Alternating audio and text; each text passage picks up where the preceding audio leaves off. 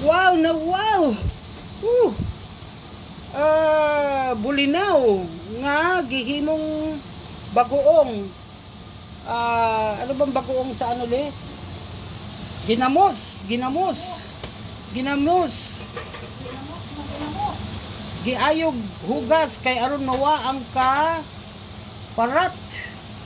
Tudlo ni Mother Dear ni Dr. Elizabeth Bear. Magluto og ginamos. Ayon, dili hilabtan, dili ukayon. Ingana lang, pasagdan lang sa.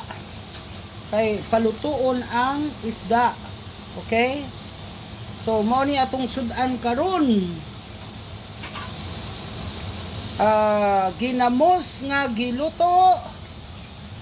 Dayon, unsa kini? Pakbit.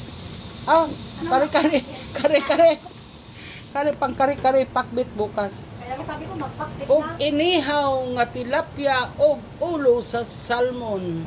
Oh my God, kainan na naman. Wala sa Andito ang aming mga pinsan. Wala yung Wala, hindi kami nag-breakfast, nag-donut lang.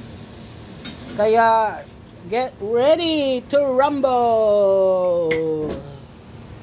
Alright.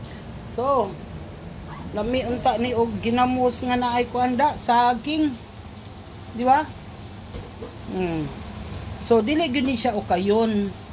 Hindi mo siya haluin para hindi masira yung yung isda kasi ano na siya malambot na siya dahil na na siya, na ginamos na. Ito ginawa ni Melissa ito. Yan ang ginamos ni Melissa. Yan. See? Ano lang to, 3 days lang to.